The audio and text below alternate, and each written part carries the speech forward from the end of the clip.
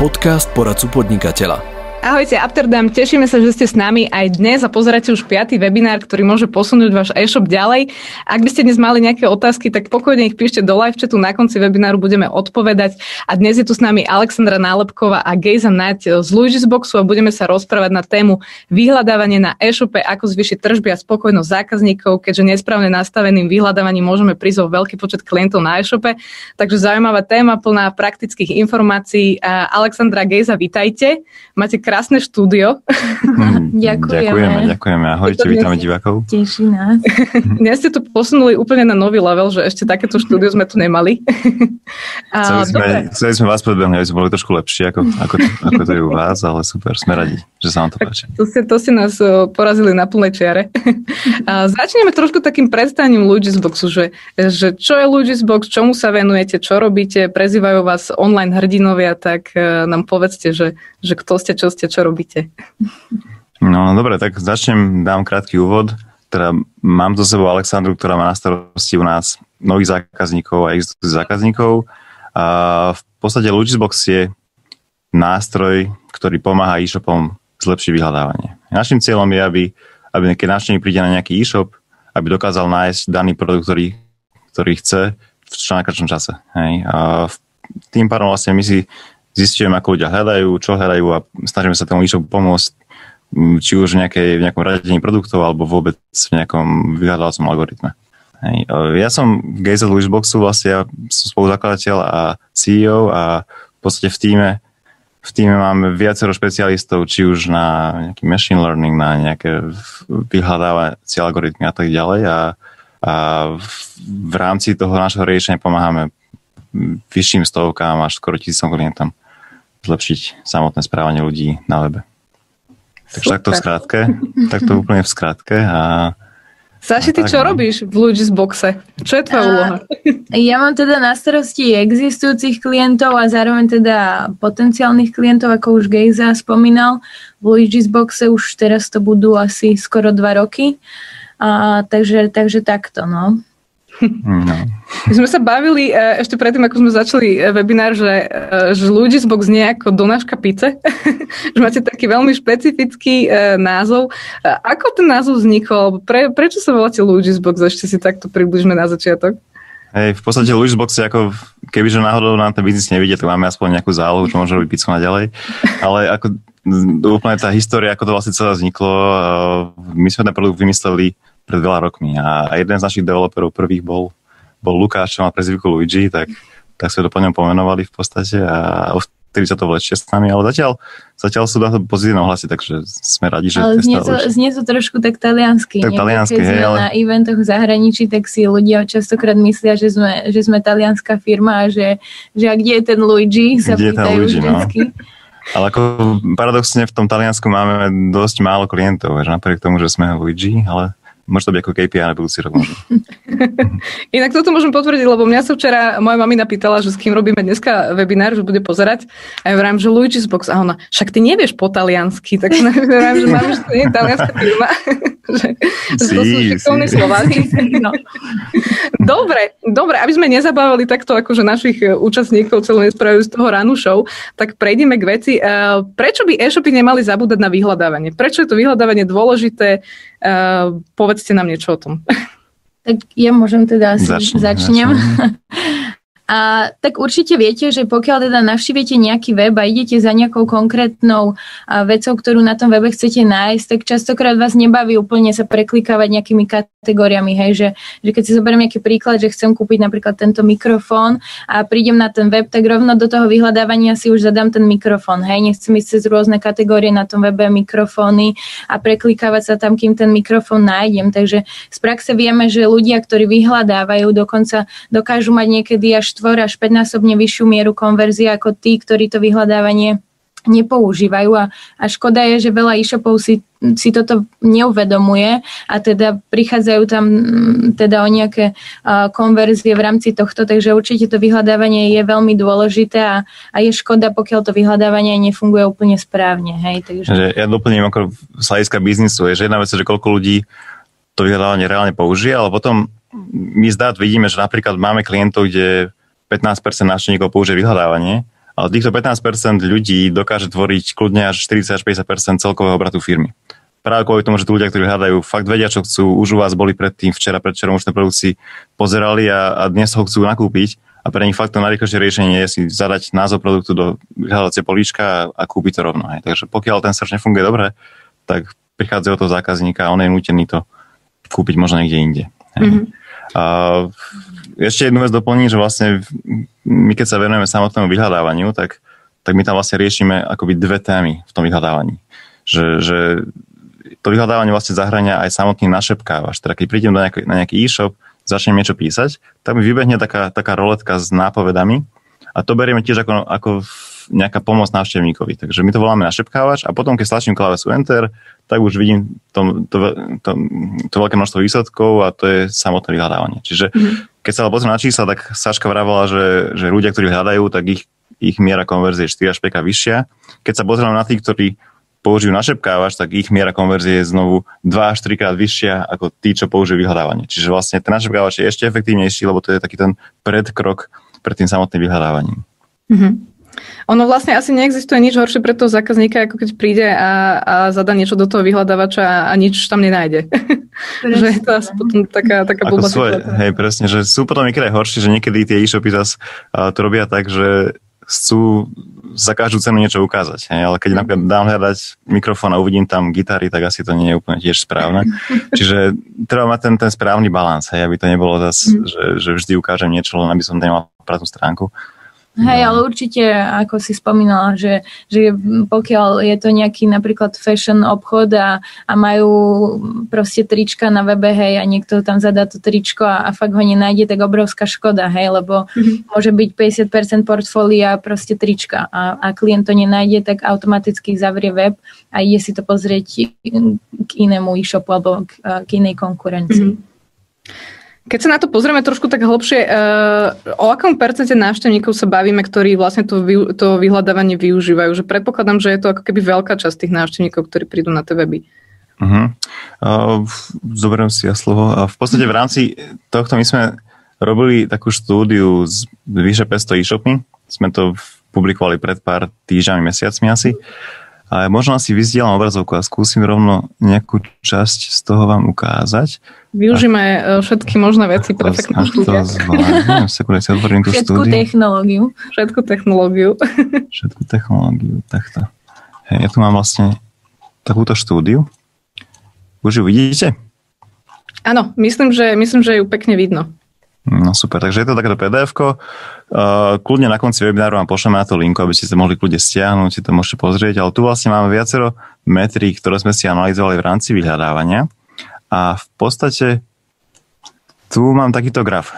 My sme si rozdelili tie e-shopy do rôznych segmentov. Samozrejme to použitie vyhľadávania pri knihkupectvách je oveľa vyššie ako pri nejakom fashione alebo v iných segmentoch. Takže naozaj záleží od toho, že v akom segmente daný e-shop pôsobí, ale bavíme sa rado v desiatkách percent, pri knihkupectvách to je až skoro 50% ľudí. Hej? Čo je obrovské množstvo. Hej? Čo sme si my vlastne všimli v rámci toho, že ako ľudia vyhľadávajú, tak sme si vlastne rozdelili tie e-shopy do dvoch takých segmentov. Že jeden segment sú také tie vizuálne e-shopy, kde ľudia hľadajú alebo si chcú nájsť ten produkt pomocou fotografií. Čiže napríklad, keď si idem možno na nejaký shop, ako tu si otvorím nejaký ďalší shop, sekundu.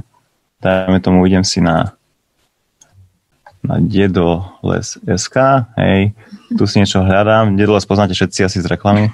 Teraz je reklama. Viac než dobre. Takže keď si hľadám napríklad nejaké ponožky, tak rovno tu vlastne v tom našepkávači ukazujeme veľké fotky produktov. Lebo pri fashione alebo pri ponožkách je dôležité vidieť samotný vizuál ponožky. Že to, že ako sa tá ponožka volá, či to sú veselé ponožky, piškvorky alebo jednože mačky, to je síce fajn, ale musím vidieť ten vizuál. Takže je kľúčová tá fotografia. Toto vlastne je fashion segment, kde tí ľudia kľudne si pozrú aj desiatky stovky produktov, budú si scrollovať, kľudne nevadí, že ich tam ukážem stovky, rád si pozriem aj viac, hej. Takže asi klikám, pozerám, porovnám si vizuály, ktoré sa mi páčia. Hej, toto je jedno správanie pri tom fashione, kde tie veľké množstva produktov nevadia. Potom, keď si napríklad zoberieme iný príklad, nejaký Martinus, hej, knihkupectvo, kde v podstate si chcem nájsť nejakú knihu. Keď si zadám Harry Potter, tak rovno v tom nažrebkávači už vidím frázy alebo názvy produktov, mám tu autorov. Hej. To, že ako tá kniha vyzerá, to až tak kľúčové v tomto momente pre mňa nie je. Alebo chcem si nájsť ten titul, viem, že to je Harry Potter, tak si hľadám frázu Harry Potter, uvidím si všetky knihy Harryho Pottera a už si ten daný môj produkt nájdem. Hej. Čiže to sú také dva prístupy, alebo možno Electrovolt.cz, tiež si ukážeme, že tu keď niečo hľadáme, dám si napríklad iPhone. Hej, tak vlastne mám tu kategórie, ktoré sú pre mňa kľúčové, lebo to sme sa všimli práve pri segmentoch elektro alebo aj nábytok, že tí návštevníci skôr hľadajú kategórie. Oni chcú nájsť kategórie chladničiek, telefónov alebo nejakú komodu, ale až tak ma nezaujíma možno, že či tá komoda napríklad pri nábytku bude hen taká alebo inaká. Vlastne potrebujem vidieť všetky tie komody, musím ísť do kategórie komód. Tam musí tú danú komodu nájdem pomocou filtrov alebo pomocou fotky. Ale teda to správanie je odlišné, keď si to porovnám fashion versus nefashion. Čiže tým pádom aj to použitie vyhľadávanie tej veľkosti sa odlišuje, ale bavíme sa naozaj rádovo 10%. Čiže vlastne to vyhľadávanie funguje nejakým spôsobom v rôznych tých segmentoch trošku inak, že niekde sa zameriavame na tú produktovú fotku, niekde sú dôležité iné veci. Tak dobre tomu chápem? Presne, dobre tomu chápeš a našim cieľom je práve ako zistiť to, že čo je ideálne pre daný segment. Hej, my už tej štúdii, keď vám to potom pošlem po tomto webinári, tak si to môžete ľudne prejsť. Tam sa do hĺbky naozaj zameriavame na tie rôzne typy segmentov alebo rôzne typy klientov aj na tie špecifika daného segmentu. Čiže keď budete si tvoriť váš e-shop alebo už nejaký e-shop máte, chcete sa porovnať, že ako ste na tom vy, že či to vyhľadávanie máte horšie alebo lepšie, alebo chcete vedieť tie špecifika segmentu, tak si kľudne tej štúdii nalistujte na rôzne metriky a si to môžete pekne porovnať. Logisbox má aj demo verziu však, ktorá sa dá vyskúšať. Má aj demo verziu. Na to je to Alexandra predáva, takže... Akože chceli sme to potom neskôr aj tak v skratke predstaviť, že... takže... Dobre, tak sa k tomu dostaneme neskôr. Teda, poďme sa pozrieť možno na také, že najčastejšie nedostatky vo vyhľadávaní, že kde robíme v tých e-shopoch najčastejšie chybu, čo tam chýba, akým spôsobom to je možno zlepšiť. Hej. Takže častokrát sa stáva, že teda pokiaľ už aj ľudia použijú to vyhľadávanie, tak sa stretávame s chybami typu nejaké slangové frázy, hej, že jednoducho nenazvú ten produkt tak, ako je na tom webe, hej, použijú či už teda nejaký slang. Kameň úrazu dosť bývajú napríklad synonyma, hej, ktoré v našom jazyku, teda ich máme pomerne dosť, a teda nielen v slovenčine, ale teda aj v iných jazykoch, takže určite nejaké synonyma sú taktiež problémom, hej, že ľudia nenazvú ten produkt presne takisto, že aj použijú nejaké synonymum a jednoducho už ten e-shop alebo to vyhľadávanie nedokáže s tou danou frázou pracovať a neukáže tie relevantné produkty pre tú danú frázu, hej. Zároveň teda častokrát ľudia využívajú mobil na vyhľadávanie, tiež napríklad pri tom fashion segmente v rýchlosti píšete na telefóne, spravíte chybičku, vypadne vám či už písmenko, alebo dáte písmenko navyše, hej, že je to nejaký preklep a už teda taktiež nedokážete tie produkty nájsť, pretože sa tam v tej danej fráze ukazuje nejaký preklep, alebo teda nejaká preklepová fráza. Zároveň častokrát býva problém aj množné jednotné číslo, hej, že ako som aj spomínala, napríklad tie trička, hej, že niekto vyhľadáva trička, tá kategória sa volá na tom webe trička, ale ako náhle napíše človek tričko, tak už to tričko jednoducho nenájde, hej, takže to sú také tie najčastejšie príklady toho, že kde to vyhľadávanie nefunguje úplne správne a mnohé e-shopy si to neuvedomujú, hej, pretože tú analýzu toho, ako tí ľudia naozaj reálne na tom webe nevyhľadávajú, tým pádom o tom probléme ani nevedia, hej, lebo veľa ľudí si povie, že však kto by napísal, ja neviem, nejaké slovo s tvrdými, keď jednoducho tam je mäkké, ale by sa človek čudoval, že fakt sa to stane, hej, bohužiaľ.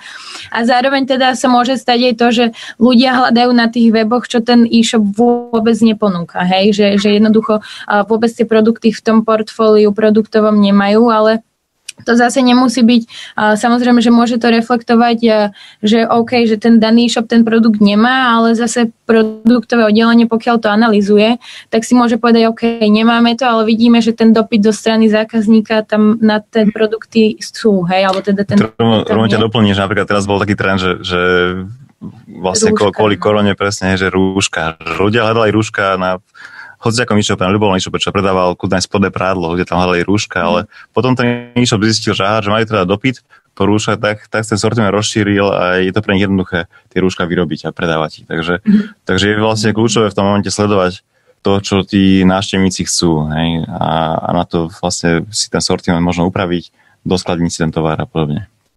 A zároveň ešte teda v rámci tých chýb v tom vyhľadávaní, to tak Gejza v skratke načrtol, ale taktiež sa stáva, že teda síce to vyhľadávanie ukáže nejaké tie výsledky, ale nie sú úplne relevantné pre tú danú frázu. Hej? Že tu to môže buď reflektovať aj to, že to usporiadanie tých produktov, či už v tom našeptávači, alebo aj v tej podstránke s tými výsledkami nemusí byť úplne relevantné. Hej? Že pokiaľ človek hľadal nejaký Samsung a predstavoval si, že vo vyhľadávaní mu ukáže napríklad telefóny, ale uvidí vo výsledkoch len televízory. Hej? Takže aj to môže byť ďalší problém, ktorý sa často stáva, že na tú danú frázu sa nezobrazujú úplne relevantné výsledky, ktoré ten zákazník očakával. Hej? Tu prvom doplním jeden taký ďalší príklad, že v podstate mám jedného zákazníka v Čechách, ktorý predáva potraviny a tam napríklad ľudia hľadali slovo čokoláda. A ako chceli vidieť tie čokolády, študentskú pešať a tak ďalej.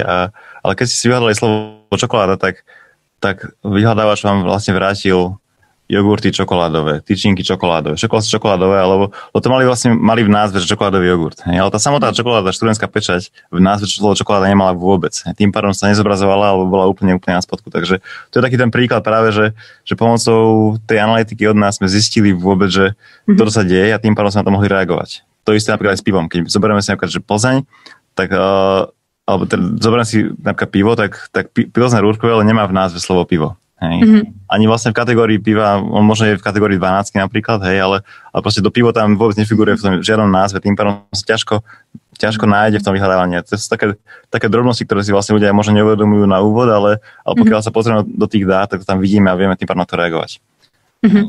A ešte keď sa akože pozrieme číselne, že kde sa hýbeme, že koľko percent tých vyhľadávaní bez výsledkov, je dobré si povedať, že aký je nejaký trhový benchmark. Takže v našich dátach vidíme, že aj v tej štúdii, že pokiaľ ten e-shop sa venuje vyhľadávaniu, teraz si ho nejakým spôsobom optimalizuje, tak ten podiel tých vyhľadávaní bez výsledkov bude niekde medzi 1% až 5%. Teraz stále budú nejaké frázy, ktoré budú bez výsledkov, samozrejme.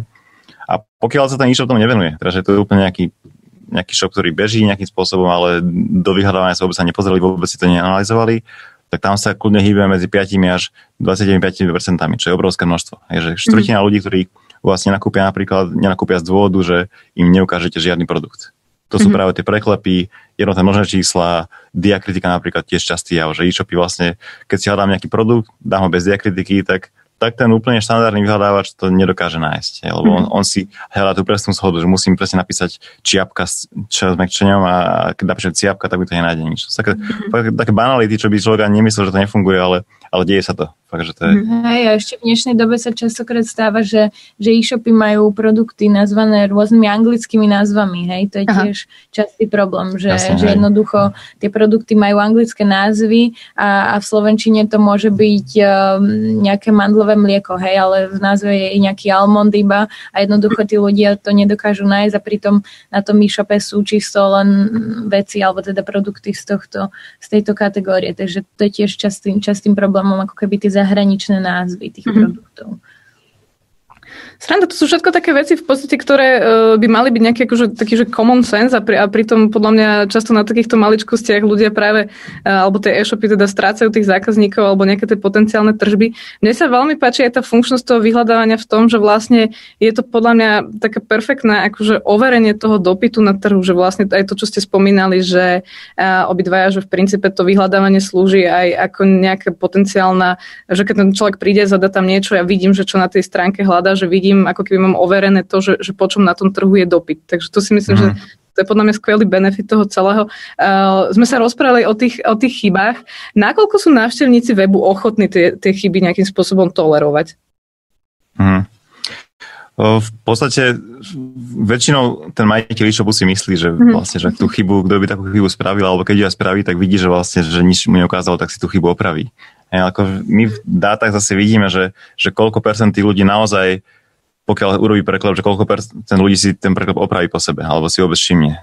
A to percento je veľmi, veľmi malé. Napríklad ďalšia vec je, že koľko ľudí sa vôbec preklikáva stránkovaním. Že keď si vyhľadám frázu, napríklad čierny iPhone, a ja mu tam vrátim 300 produktov, kde vlastne na prvých priečkách budú nejaké púzrané iPhony, nejaké čierne káble a ten iPhone bude až na tej tretej strane napríklad, že aká je tá tolerancia toho, alebo že koľko ľudí sa naozaj preklikáva.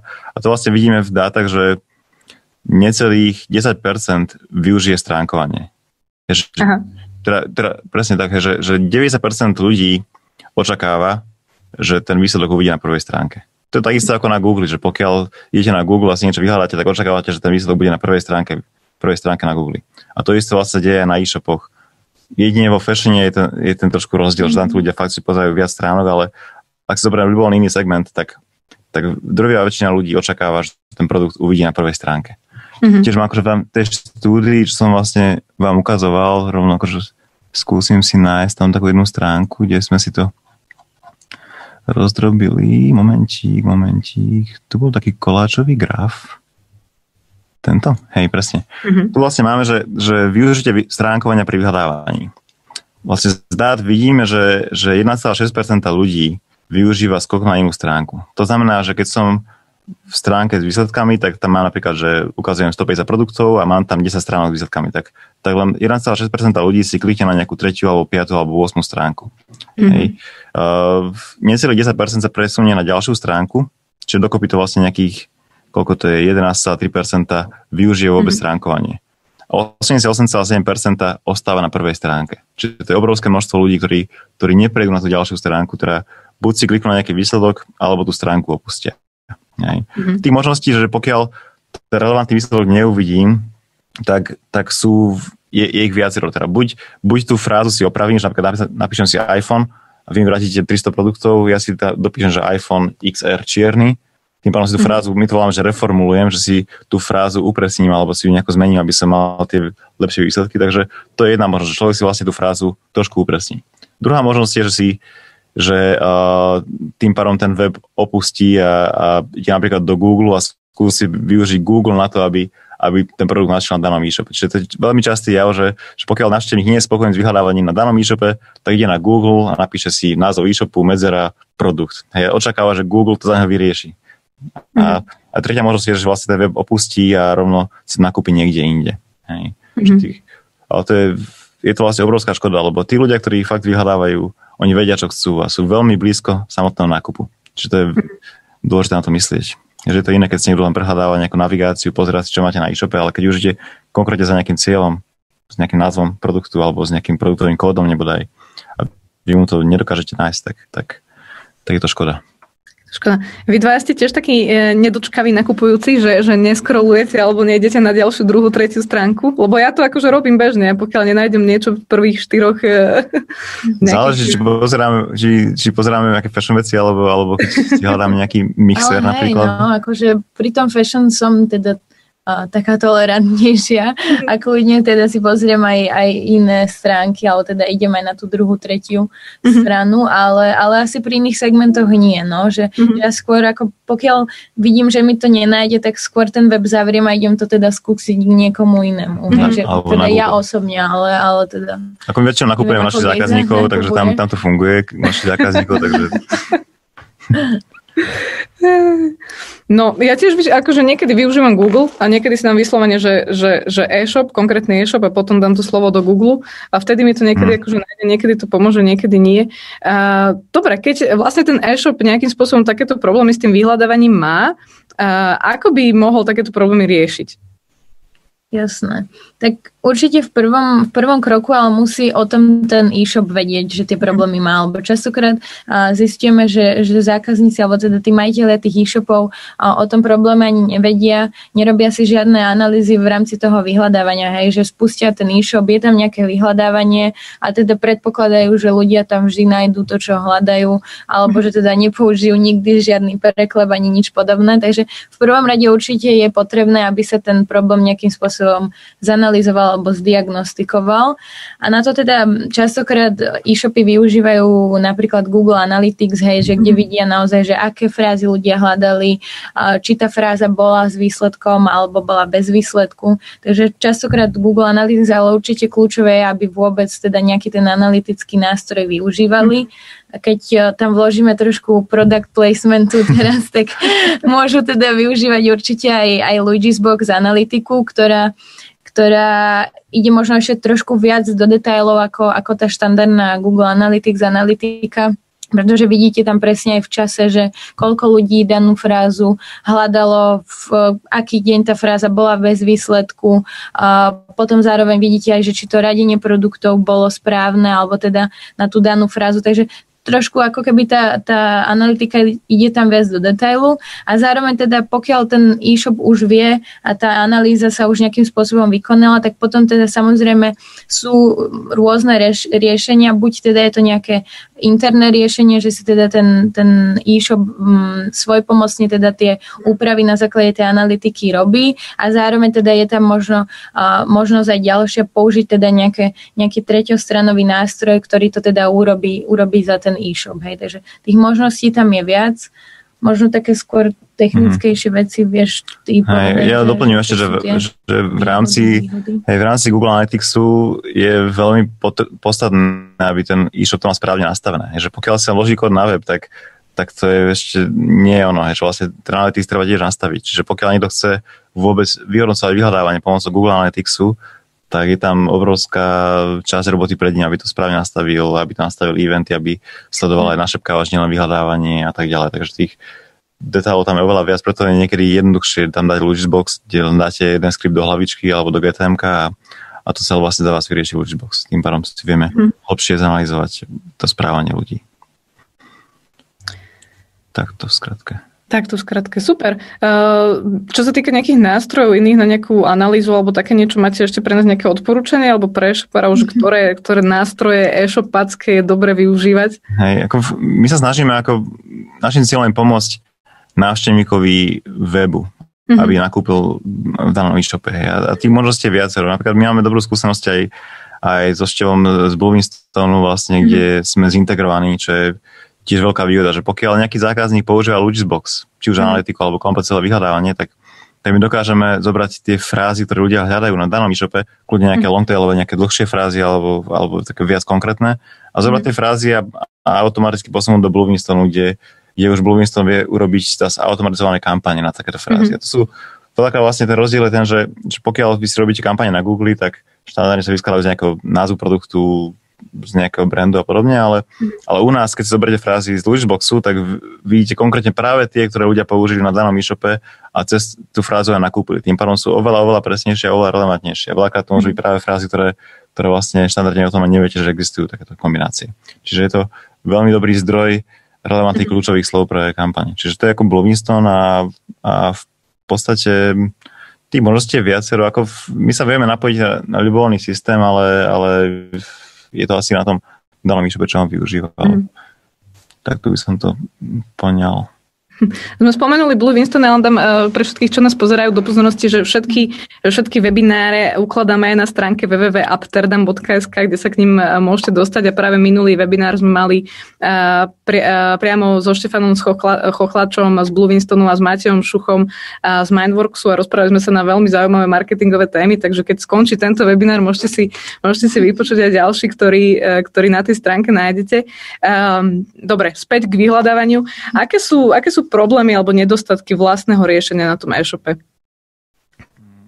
To si skúsim ja trošku viac možno technicky, že ten samotný e-shop teda má viacero možností, ako to vyhľadávanie robiť. Veľakrát si robí svojpomocne, použije nejaký Apache Solar alebo Elasticsearch. Hej, to je technológia, ktorá je teraz dosť známa a veľakrát sa nám vlastne deje, že tie agentúry alebo tvorcovia e-shopov práve integrujú Elastic ako nejakú alternatívu v nejakej službe ako Luigi's Box. Hej.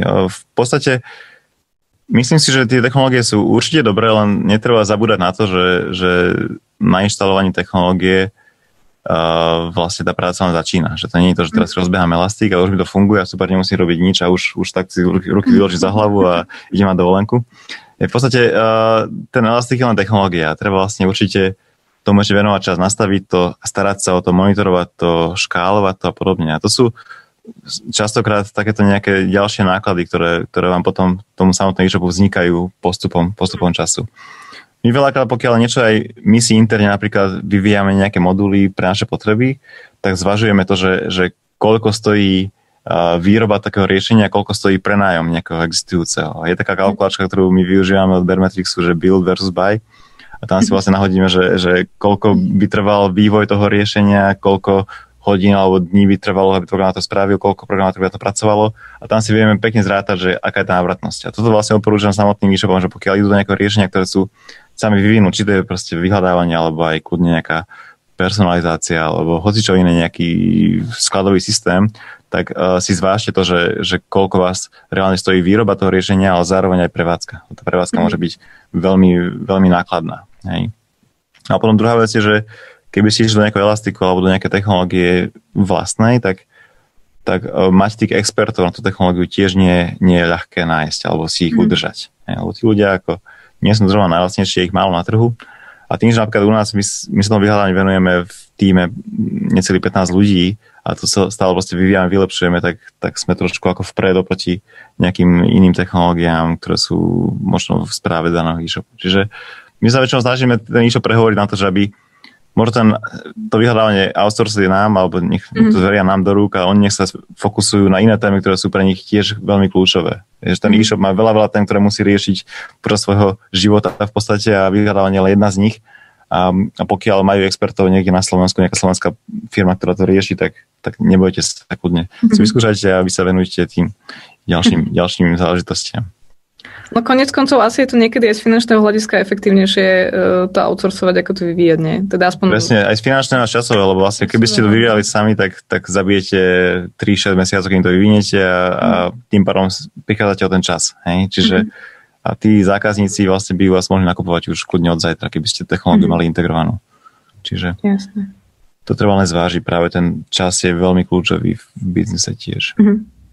Pri akom počte produktov má zmysel vlastne to vyhľadávanie riešiť? Lebo predpokladám, že keď mám e-shop, ja neviem, veľmi nejaký úzkoprofilový s pár produktmi, neviem, či úplne je vhodné riešiť nejaké super vyhľadávanie, alebo ako to funguje? Pri akom počte je dobré to vyhľadávanie riešiť? Tak určite, keď má e-shop 1, 2, 3 produkty, tak moc asi ľudia tam nevyhľadávajú, ale zároveň asi častokrát si taktiež opäť myslia ľudia, že to vyhľadávanie dáva zmysel, keď má e-shop 1000 milión produktov, hej, že naozaj strašne veľa, kde teda človek môže v tých produktoch vyhľadávať, ale zároveň vieme, že aj pri menšom počte produktov, ako môže to byť nejakých 50-100 produktov, to vyhľadávanie dáva zmysel. Hej? Že mali sme taký krásny príklad tiež na jednom našom existujúcom zákazníkovi, ktorý využíva naše vyhľadávanie, tiež pozná to veľa ľudí, PowerLogy. Oni majú to portfólio dosť špecifické, hej, a to portfólio produktové nie je až tak veľké, hej, že oni, by som teraz sklamala, že presne koľko oni majú tých produktov na tom e-shope, ale presne tam bol problém s tými anglickými výrazmi, hej, že tam oni predávajú nejaké proteíny, hej, čo sú zase bielkoviny, takže ľudia častokrát hľadali v názve bielkoviny, čo sa pri tom produkte vôbec nenachádzalo, hej, takže tam naozaj sme im dokázali veľmi pekne pomôcť v rámci tohto, takže určite by som to nedala ako keby do nejakej škatulky, že pokiaľ ten e-shop má málo produktov, tak vyhľadávanie nedáva zmysel, takže určite samozrejme, hej, ako som spomínala, že keď je tam tých produktov 5, tak asi si to ľudia bez problémov preklikajú, ale zároveň taktiež si dovolím tvrdiť, že aj pri malom počte produktov môže to vyhľadávanie veľmi pekne zavážiť, hej, alebo teda má tam naozaj nejakú cenu. Tam len doplním možno ešte ja, že vlastne to vyhľadávanie veľakrát teda pomáha nájsť ten správny produkt, ale máme veľakrát také use case, že to vyhľadávanie pomáha aj odbremeniť call centru napríklad. Že ľudia hľadajú nejaké informácie na webe alebo ako sa dostanú do predajania a tak ďalej a použijú vyhľadávanie. Tým pádom si chcú tú informáciu nájsť. A v tom momente tiež ten vyhľadávač, ktorý pochopí tú frázu alebo ten úmysel návštevníka, tak môže pomôcť jednak, aby ľudia museli vyvolávať na nejaký telefón a tým pádom si vyriešiť ten problém priamo na webe. Hej, že veľa e-shopov má, že nehľadajú presne produkty, ale majú tam rôzne informácie, hej, že teda zavolať na prevádzku alebo niečo, nevedia nájsť to telefónne číslo, tak proste dokážeme ako keby aj my v rámci Logisboxu vyhľadávať ako keby aj v obsahu. Nejaké reklamácie, čo sú úplne asi šťastné pre ten e-shop, ale aj tie informácie dajú nájsť. Ale tak ono zase dobre, keď to človek vie dohľadať, lebo pre mňa napríklad není nič demotivujúcejšie, ako keď chcem niečo reklamovať a neviem to potom nájsť, neviem sa dohľadať, neviem ako a potom akože v princípe, aj keď reklamujem, tak ja zase akože ostávam celkom taký verný zákazník, že sa vrátim na ten e-shop. Prosím? Že určite, dúfam. Určite, ale akože áno, nestáva sa mi často, že by som reklamovala veci, skôr ich akože posielam naspäť, že mi to nesadne, keď nakúpem oblečenie alebo topánky cez internet a pokiaľ mám naozaj akože jednoduchý prístup k tomu, že ten tovar môžem vrátiť a viem tú informáciu rýchlo nájsť, tak nemám problém tam nakúpiť znova, aj keď mi niečo nesadne, alebo proste potrebujem niečo vymeniť. Ešte si spomenuli Powerlogy, mňa až tak poskočili očka, všetko. Oni majú strašne pekný spravený, podľa mňa to bol krásny príklad, lebo oni vlastne nemajú tisícky alebo stovky produktov, ale majú to pekne zatriedené. Ja teda pijem od nich kávu každé ráno s kolagénom, s MCT olejom a s maslom. To je tá ich bulletproof coffee a majú to pekne vyskladané do takých balíčkov a v princípe vždy nakúpim viac, ako som chcela, lebo sa mi presne vďaka tomu vyhľadávaniu tam akože pomixujú kadejaké veci, ktoré si k tej káve môžem dať, takže to si myslím, že to je celkom taký dobrý príklad práve na to vyhľadávanie. Aj Pavel, že tiež určite aj super. Super. Ako funguje vlastne ten Logisbox alebo ten váš nástroj? Teda keď si povieme, že chceme na tom e-shope investovať alebo to nejakým spôsobom outsourcovať, ako funguje Logisbox? Tak určite je tam kľúčová tá analytika, takže ak Gejza ťa môžem poprosiť vyzdieľať obrazovku, aby sme to tak iba v skratke si vedeli prejsť. Že ako som aj spomínala predtým, že kľúčová je tá analytika, hej, že aby naozaj ten e-shop dokázal zistiť ten problém, aký v tom vyhľadávaní môže byť. Gejza nám zozdielal teda náš nejaký dashboard, ako tá analytika u nás vyzerá, že presne dokážete vidieť za nejaké časové obdobie, že vôbec koľko ľudí ten web za toto obdobie navštívilo, taktiež, že koľko vyhľadávaní títo ľudia vykonali, zároveň koľko ľudí z nich aj vykonalo konverziu, to znamená, že spravili ako keby ten nákup, hej, že vložili tie produkty do košíka. Potom vidíme presne, že pokiaľ tie produkty nevložili do košíka, alebo teda nič nenakúpili, tak prečo tomu tak bolo, hej, že boli to nejaké vyhľadávania bez výsledkov, ktoré taktiež potom detailnejšie vidíte pod tým grafom v prvom stĺpčeku, že presne ktoré produkty, alebo teda ktoré frázy ľudia vyhľadávali a nič to vyhľadávanie nenašlo. A tam presne môžu byť tieto preklepové frázy, slangové výrazy, množné jednotné čísla, synonymá a tak ďalej, hej. A zároveň v rámci toho grafu taktiež vidíte, že alebo môžeme tam prísť na problém nie úplne správneho radenia produktov, hej, že vidíme, že ľudia síce ten výsledok ako keby aj našli, ale jednoducho nerozklikli detail produktu, hej, takže to zase môže znamenať, že očakávali pre tú danú frázu iné výsledky v tom vyhľadávaní, hej, takže toto všetko v tej našej analytike vidíte pri tých jednotlivých frázach, taktiež si dokážeme pozrieť detail tej frázy, že v čase, ako ľudia tú danú frázu vyhľadávali, hej, že v ktorý deň aj z tejto frázy konvertovali, to znamená, že vložili tie produkty do košíka, alebo teda nakúpili, v ktoré dni tá fráza bola napríklad bez výsledkov. Zároveň potom vidíme tam aj mieru preklikovosti, hej, že na ktoré produkty naozaj reálne aj tí ľudia klikali, čo presne môže byť pomoc v tom radení produktov. Zároveň, ako sme aj spomínali, ten rozdiel medzi Google Analytics a našim vyhľadávaním, že v rámci tých fráz bez výsledkov si viete aj vyfiltrovať, ako keby, že ktoré frázy ľudia použili v rámci našeptávača a ktoré frázy použili v rámci komplet vyhľadávania. Hej, že toto je dosť kľúčové, nakoľko aj na začiatku Gejza spomínal, že ten našepkávač naozaj, že dokáže byť veľmi efektívny a štandardne toto presne, pokiaľ to Google Analytics nie je úplne správne nastavené, tak toto ten človek vôbec nevidí, hej, že čo ten našepkávač neukázal pre tú danú frázu, hej, že ktoré boli ako keby bez výsledkov. Zároveň pekne vidíte aj nejaké ako keby percentuálne, že v rámci toho našepkávača, že aká tam môže byť miera konverzie, hej, že presne, že ten našepkávač môže mať niekedy 2-3-násobne vyššiu mieru konverzie, ako keď ľudia ten našepkávač vôbec nepoužijú. Takže je v skratke treba ten problém ako keby v prvom kroku určite analyzovať, čo teda môže človek vidieť presne v tomto našom dashboarde.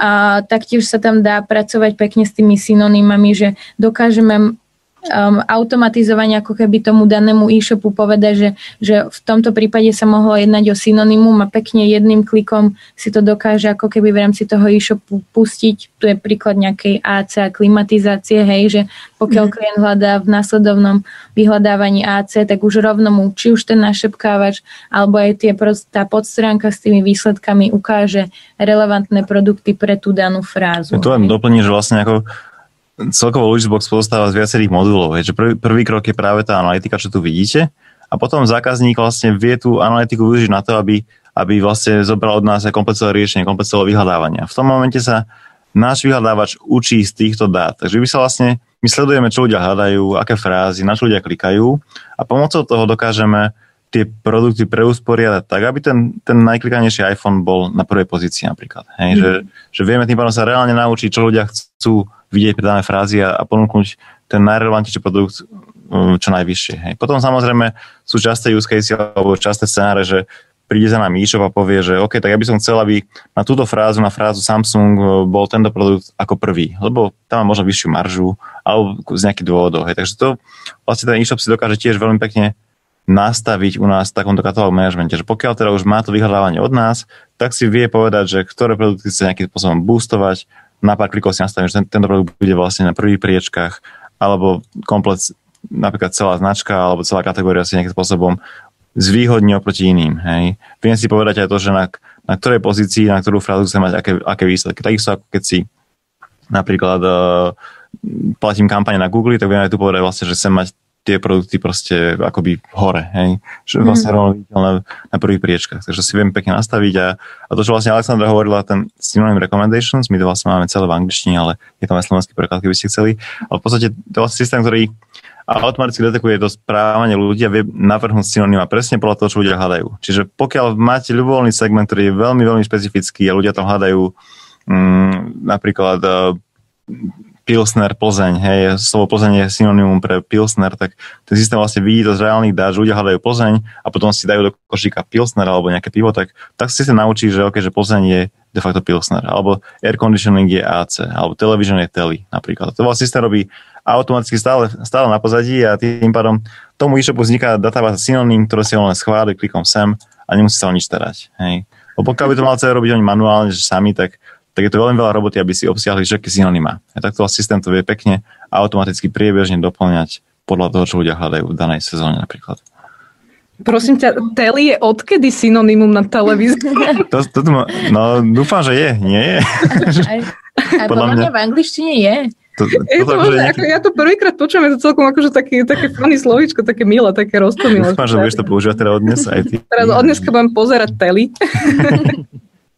A ja by som teda ešte možno tiež doplnila Gejzu, že veľká výhoda je presne to, že dokážeme to zanalizovať, ale jedným skriptom, ktorým v podstate môže človek túto analytiku vidieť na tom e-shope, tak jedným týmto skriptom dokážeme to aktuálne ich riešenie nahradiť presne tým našim, kde už všetky tie chyby v tom vyhľadávaní, ktoré sme už viackrát spomínali, dokážeme riešiť plne automatizovane. Hej, že odbremeníme toho majiteľa toho e-shopu alebo teda niekoho, kto to vyhľadávanie má na starosti, aby to musel manuálne nejakým spôsobom tieto problémy doprogramovávať do vyhľadávania alebo nejakým spôsobom riešiť. Hej. Takže naozaj, že našim cieľom je, aby na strane toho e-shopu nebola veľká ako keby manuálna práca v rámci toho vyhľadávania, že už to dokážeme vyriešiť za nich. Ešte keď som doplnil, doplním tiež, že sa nás doplňame, že vlastne v rámci toho spustenia Luxboxu je veľmi kľúčové si uvedomiť, že na vašej strane tam nie je treba žiadny vývoj. Hej, že vlastne je to jeden skript do hlavičky alebo do GTM-ka, čo väčšinou e-shopy majú, teda GTM je Google Tag Manager. A v podstate pomocou toho skriptu my dokážeme jednak zistiť to správanie ľudí a dokážeme aj nahradiť to vyhľadávanie. A potrebujeme k tomu jedine nejaký XML feed s produktami. Teda nejaký štandardizovaný feed, ktorý e-shop väčšinou má, kde má tie produkty aj s tými parametrami, s cenami, s popisom a pomocou toho feedu vieme veľmi ľahko nahradiť to existujúce riešenie radovo v jednotkách dní. Ako dlho ste vyvíjali celý tento nástroj? Ja pozerám, že vyzerá to akože strašne namakane. Že je to krásne, že? Vyzerá to krásne, akože normálne to vyzerá ako nejaký americký startup na analýzu dát, akože úplne namakaný, na ktorom robili neviem koľko dlho rokov v Silicon Valley. Aj ľudia z MIT a tak. Robia to ľudia z Fitky slovenskej, ktorá už bohužiaľ má taký dopad, aký má dnes, ale v podstate my to vyvíjame už je to už viac ročiek rokov, ale v podstate takto komerčne fungujeme od 2017. Takže je to vlastne 3,5 roka dnes. A aktuálne fakt, že máme už cez 900 e-shopov, ktoré nás používajú, čo je super. Väčšina akože je Slovensko, Čechy a táto stredná Európa. A máme aj nejakých v Ázii a tak, takže je to zaujímavé. Takže nie ste iba slovenský, ste aj medzinárodný. Áno, ja mám také maďarské korene. Volám sa Gejza, ale nie som z Maďarska. Aké máte nejakú akože caseku, čo sa týka používania? Hovoríte, že 900 e-shopov vlastne už využíva služby Logisboxu. Aká je také nejaké možno priemerný nejaký akože success, ktorý to vlastne zvýši ten e-shop, nejakú tú konverziu? Neviem, či ja som nepozerala, neviem, či na vašej stránke okolo 30%? Je to 31, aby som bol presný. Pardon. 31. Nie, samozrejme záleží od toho, že v akom stave ten daný e-shop vyhľadávanie má. Zoberieme si napríklad jeden zákazník z Čiech, spokojný pes, čo predáva krmivá pre psí mačky, takže asi možno niektorí poznáte. Spokojný pes je ten zákazník, že to je e-shop? To je e-shop, ale aj ten koncový zákazník je vlastne ten pes, ktorý je spokojný, lebo ten majiteľ mu kúpi tú tyčinku alebo tú stravu, ktorá mu chutí. Čiže tam vlastne my sme s nimi začali spoluprácu, už neviem, aký to bol rok, ale tam sme práve spustili našepkávač a ich miera konverzie z vyhľadávania teda narástla z nejakých 7,9 na 14,8. Fakt, že radovo v jednom mesiaci, čo je vlastne skoro zdvojnásobenie konverzie, čo je obrovský posun. Hej. A to vlastne len tým, že ten našepkávač dokázal pochopiť aj nejaké preklepy, nejaké vyskloňované frázy, synonymá a podobne. A tým pádom sme vlastne dokázali ponúknuť tým návštevníkom relevantný produkt v krátkom čase. A ďalší príklad, možno napríklad poznáte Astratex, čo oni predávajú vlastne plávky. Tam sme napríklad zvýšili podiel revenue z vyhľadávania o 40%, čo je tiež obrovské množstvo peňazí, keď si to prete absolútne. Čiže tých success story je viacero, hej, možno Electronic Star, náš zákazník tiež mal obrovský nárast pri našepkávači. Čiže fakt záleží od toho, že v akom stave to vyhľadávanie alebo ten našepkávač ten klient predtým mal, ale bavíme sa v desiatkách percent až vyššie desiatky percent.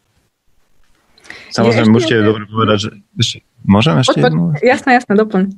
No a že jedna vec ešte, že vlastne my to riešenie stále vyvíjame, že vlastne stále sa vylepšuje. Že vlastne keď Logisbox bol niekde pred rokom, tak dnes tých feature má veľa viac, tým pádom ten výsledok je ešte stále lepší a lepší. My to vlastne rozširujeme personalizáciu, odporúčanie produktov, nejakých náhrad, alternatív a podobne, takže stále to riešenie rozvíjame, aby sme tie výsledky mali ešte lepšie, čiže tiež je to ako obrovská výhoda takýchto SaaS riešení, že stále sa vlastne vyvíjajú, že vlastne pokiaľ si urobíte vy Elastic váš vlastný, tak on zastane v nejakom bode, keď nevyvíjate. Od nás tá služba stále sa vlastne vylepšuje a stále je rýchlejšia, presnejšia a lepšia. Sme spomínali nejaké akože teda zlepšenie, ktoré môže tá optimalizácia priniesť tomu e-shopu. Je ešte niečo také, čo by ste doplnili, že aký tu môže mať dopad na tržby pri štandardnom e-shope alebo nejaké ďalšie výhody tej optimalizácie?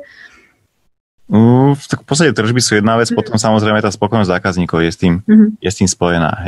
Že v podstate asi cieľom každého e-shopu je, aby mali zákazníkov, ktorí sú spokojní, sa k ním vracajú, aby tam urobili opätovný nákup a podobne. Takže našim cieľom je celkovo pomôcť jednak samotnému e-shopu v tržbách, ale zároveň, aby aj zákazníci boli spokojní, aby nemuseli tie produkty hľadať u nejakej konkurencie, čo nemá Luisbox napríklad. Takže v podstate cieľom je, aby boli všetci spokojní a s tým práve súvisí tá retencia, že pokiaľ teda ten zákazník nájde to, čo hľadá, nemusel ten produkt hľadať 15 minút, ale len 1 minútu napríklad a tým pádom sa vráti aj na budúce a vie, že tie produkty tam sú.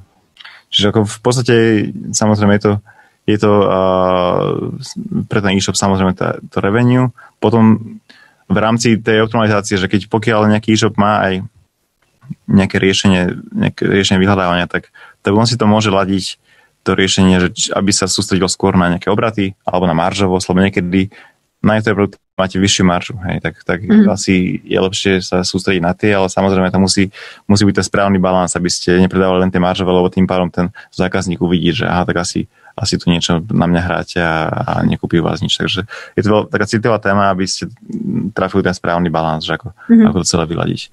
A na to sme to vlastne práve aj my, že vieme vám pomôcť, že aké sú nejaké best practices v vašom segmente, ako to robiť, aby ste nemuseli vymýšľať koleso na novo.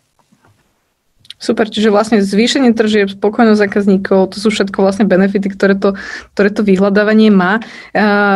Máme vlastne posledných nejakých 9-10 minút. Ak máte ešte nejaké otázky, všetci, čo nás sledujete, tak sa teraz pýtajte. Máme tu 2 otázky, tak ja začnem tou prvou, že ahojte, je dôležité, aby bolo vyhľadávanie nastavené na full text hľadanie aj v popisoch produktov, alebo stačí hľadanie v nadpisoch H1 podľa špecifického kódu produktu? Veľmi technická otázka. Alexander, ty či ja? Skúsim. A v podstate určite je dobré si nastaviť to vyhľadávanie na čo najviac detailov, ale treba si uvedomiť to, že my vlastne rozdielujeme stále 2 témy, že je našepkávač a je vyhľadávanie. Ten našepkávač musí byť naozaj rýchly. No a na to, aby bol rýchly, tak ideálne je tú množinu dát, ktorý vyhľadávam, trošku osekať. Dať tam možno nadpis, nejaké parametre, nejakého výrobca a podobne, ale nedáva tam ten siahodlhý popis, lebo tým pádom by tá rýchlosť asi nebola úplne dobrá. Cieľom pri našepkávači je, aby to vrátilo výsledok fakt, že v desiatkách až stovkách milisekúnd, aby to netrvalo sekundu, 2, lebo v tom momente už ten našepkávač nepomáha tomu návštevníkovi. Čiže tá rýchlosť a relevancia je veľmi kľúčová a potom v tom samotnom vyhľadávaní, keď stlačím klávesu Enter, tam to môže kľudne trvať proste aj viac, že tam to nevadí, keď vlastne urobím nejaký reload stránky, tak tam, keď vyhľadávam aj v tom dlhom popise, je to OK.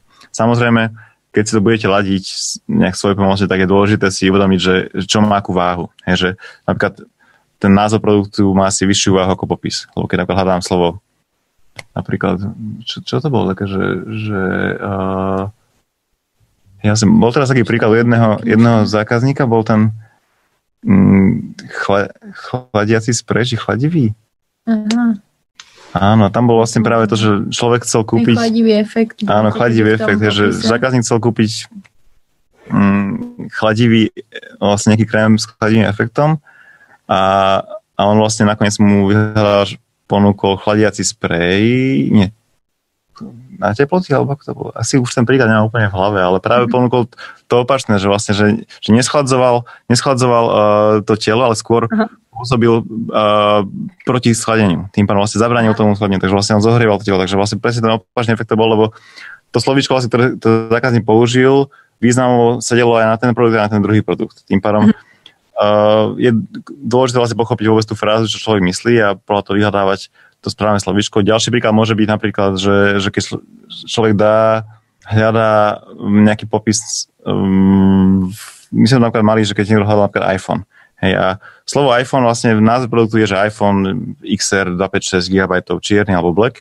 A potom napríklad sú produkty ako kábel, že je napríklad USB nabíjačka a v popise produktu je, že nevhodný pre iPhone. Hej, a pokiaľ vyhľadávanie nastavené, že frázu iPhone hľadá, tým pádom nájde produkty aj, ktoré majú v popise, že nevhodný pre iPhone. Ale to slovo nevhodný neberie do úvahy. Tým pádom to asi ten produkt nebude úplne relevantný. Hej, takže je dobré si povedať, že v čom vyhľadávam a aký to má zmysel, že aby som hľadal fakt tých frázach alebo v tom texte, ktorý je relevantný pre to vyhľadávanie a aby som teda tie produkty zaradil aj podľa tej nejakej logickosti alebo čo dáva zmysel, čo nie. Čiže určite je dobré, pokiaľ si nastavíte ľubovoľne, či už len v H1 alebo aj v popise, aby ste tie veci sledovali a vyhodnocovali v čase. Čiže nastavili to a sledovali si nejaké KPI, či nejakú preklikovosť alebo nejaký exit rate zo searchu, aby ste vedeli, že či to máte dobré alebo zlé. Super. V live chate máte aj nového klienta. Určite sa na vás obratím s doporučením, čo zlepšiť na svým e-shopu. Takže nemáte za čo Luigisbox. Ale ja mám ešte takú otázku možno, že aká je budúcnosť toho vyhľadávania? Že čo nás čaká? Či sú tam nejaké inovácie? Veľa sa skloňuje slovo Google Voice Search, Image Search a neviem, aká personalizácia, čo sa týka vyhľadávania. Čo nás čaká najbližšie roky? Jasne. V podstate tie trendy sú iné možno u nás a iné na západe. Samozrejme voice search, či už od Google alebo od Amazonu, tým môžete viacero. Je to určite budúcnosť. Treba sa vám povedať, že v ktorých segmentoch to má už mať dnes zmysel a kde ešte nie. Že veľakrát tí zákazníci od nás tiež chcú práve voice search mať integrovaný na webe, ale potom zistia, že to použitie je veľmi malé a ten efekt to až taký nemá.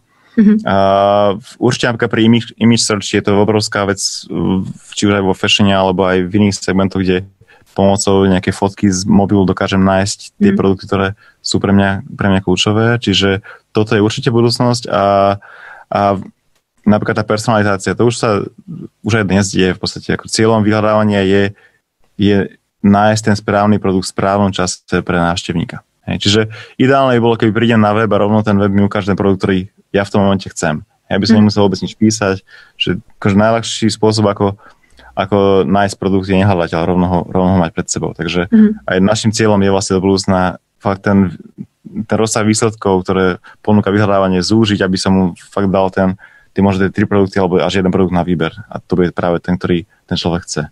Na to vlastne akože viacero dát, ktoré potrebujeme, samozrejme je to taká prehnaná nejaká budúcnosť, že budeme mať práve ten jeden produkt, ktorý chcem, ale blížime sa tomu, že vlastne ten rozsah si zužijeme stále. Cieľom je vlastne zisťovať hlavne my to voláme, že intent, teda nejaký záujem toho človeka, čo vlastne chce robiť na tom danom webe. Čiže môže mať inú potrebu, keď prídem dnes, môže mať inú potrebu zajtra a to vlastne vyzistí podľa nejakého správania, že čo vlastne na tom webe klikám, akým spôsobom, aké frázy použijem, ako tie frázy reformulujem, aká je nejaká moja história a tak ďalej. Takže tam viacero signálov a viacero vstupov, ktoré do toho celkového vzorca vstupujú a je dobré si to podchytiť. Ešte možno stihneme jednu takú poslednú otázku. Ja mám takú otázku, čo sa týka, že či je nejaký rozdiel medzi mužmi a ženami, že čo vyhľadávajú? Máte k tomu nejaké dáta, či ani nie? My až tak sa nepozeráme na to, že či muž alebo žena úplne, že vlastne až tak si to neskúmame na našej stránke, ale vieme to podľa segmentov, že sú segmenty, kde napríklad nakupujú mamičky, že pre deti a podobne, že to správanie tam trošku rozdielne. Sú práve tolerantnejšie, nie? Hej, presne. Tam aj stránkovanie alebo aj nejaké reformulácie tých fráz. Mamičky majú viac času. Až tak, neviem, že majú veľa času na tej materskej, ale hej, že oni práve radi scrollujú, že to asi aj Alexandra povie, ako ona nakupuje, či nakupuješ, neviem, či rada scrolluješ a nevadí, keď neuvidíš na prvej stránke výsledky. Hej, podľa mňa v tom fashione si podľa mňa žena rada aj vyskroluje nejaké ďalšie výsledky, hej, že keď aj čakala možno nejaký výsledok, tak len z nejakej podľa mňa zaujímavosti si pozrie ako keby aj ďalej, takže podľa mňa určite ten rozdiel tam nejaký je v rámci žien a mužov. Žien, mužov, detí. A ešte máme poslednú otázku, ktorá sa týka priamo nástroja Luigisbox. Ktoré jazyky podporujete? V podstate výhoda Luigisboxu je tá, že to riešenie dokáže pracovať s ľubovoľným jazykom. Vlastne my tam máme klientov aj v azbuke, fakt, že rôzne jazyky. Potom niektoré jazyky máme ešte lepšie ako tie štandardné, takže napríklad je obrovský problém napríklad to modernou nemčinou, že nemčina vlastne má slovíčka, ktoré skladajú z viacerých slov a veľakrát to môže kombinácia nemeckých a anglických slov a tie štandardné vyhľadávače to nedokážu spracovať. A u nás práve my sme sa to dali pozor a práve sme tie veci zanalizovali úplne do hĺbky a tým pádom vieme pochopiť tým rôznym frázam v nemčine, si rozdobíme tie slovíčka na 3-4 slova a vieme s tým pracovať lepšie. Takže v rámci tej Európy tie jazyky máme pokryté, stále ich rozvíjame a obrovská výhoda je tá, že náš systém sa učí priebežne. Že my sa učíme v každom segmente, v ktorom klient pôsobí, sa naučíme tie špecifika segmentu. Takže ten daný e-shop má svoju bázu nejakých slov, ktoré si postupne zdokonaluje práve podľa toho, ako ľudia hľadajú. A to je výhoda tá, že vlastne tá sezónnosť sa tiež veľkú rolu, že vlastne ľudia hľadajú iné produkty, možno na jar, iné v lete, iné v zime a je dobré si tie veci reflektovať v tom vyhľadávaní. Akože možno nejaký taký príklad je ešte, že jeden zákazník, čo predáva produkty z viacerých segmentov, tak napríklad slovo Fender znamená v audiotechnike značku, ktorá vyrába gitary, ale v jachtingu to znamená vlastne taký ten gumený valec, čo dávate medzi lode, aby ste nebuchali o seba. Čiže slovo vlastne Fender znamená dve veci v rôznych segmentoch. Je dobré vlastne tie veci reflektovať vo vyhľadávaní, ktoré by som pochopil, že ten Fender, pokiaľ som v hudobninách, tak chcem kúpiť niečo iné, ako keď som v nejakej jachting sekcii. Čiže to je dôležité vlastne pochopiť vôbec ten intent a podľa toho dať správne výsledky. Super.